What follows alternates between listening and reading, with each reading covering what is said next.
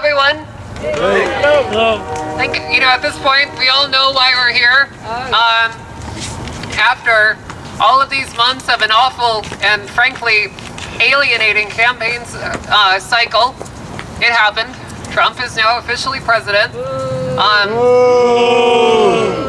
think if there's anything that we've learned is that the new American left, no amount of nose holding got us out of this mess. Yeah.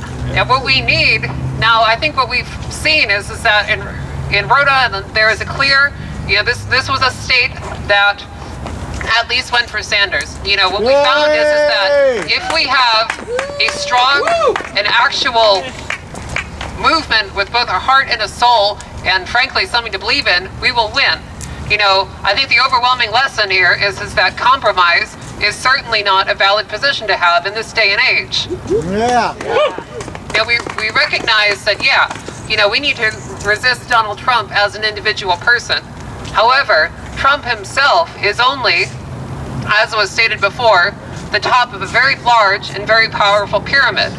In order to effectively resist Trump, we can't just have our resist Trump badges. We have to think about how to actively oppose and resist the institutions of state power that are going to carry out his policies. And that have continued to carry out all of these policies for a matter of centuries at this point.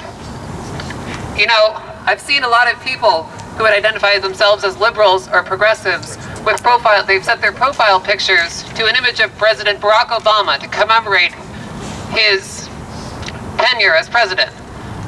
But all that's happened now is that Obama's legacy has become Trump's toolkit of power. Obama's legacy of mass surveillance, of mass incarceration, of drone bombings. All of these will be the tools that Trump has to exert his own will as president. Finally, I think we have to recognize that Trump himself is not a historical anomaly.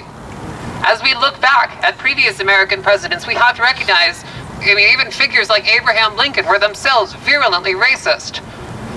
We can't look at the past through rose-colored glasses. Trump himself is not really anything new. In many ways, he is a deep and fundamental part of the American soul. And finally, the conditions that we find ourselves in, growing inequality, precarious labor, all of these things, none of these are new. I think if we have to go back and look at the past history and look at how social movements dealt with these things during the past. The current culture where we are perpetually admonished to hold our nose and vote for compromised candidates and spend considerable amounts of time writing our legislators, there really is not much of a historical precedent for that. All of the beneficial changes that have happened in the past came from below, from actual, genuine grassroots movements. I think if we go back and look at things like the Montgomery bus boycott, I'm almost done. If we look at these, we can look at how, individual workers having to build a new infrastructure, what that's really doing is it's eventually will replace the state and capital. And finally, we have to counter the trend where the working class becomes more and more isolated from these political movements, understanding how to sustain ourselves in this struggle as workers beyond just voters. The last example I'll give is look at, in the past, vital figures in trans history like Marsha P. and Sylvia Rivera. One of what they were providing was emergency housing, providing vital social services that no one else was.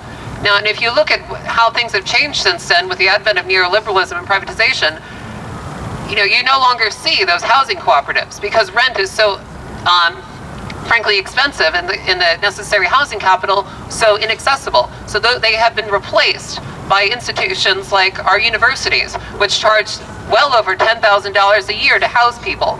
So we have to go back and learn from the history of people like Marsha P. and understand how to focus on those services. Thank you.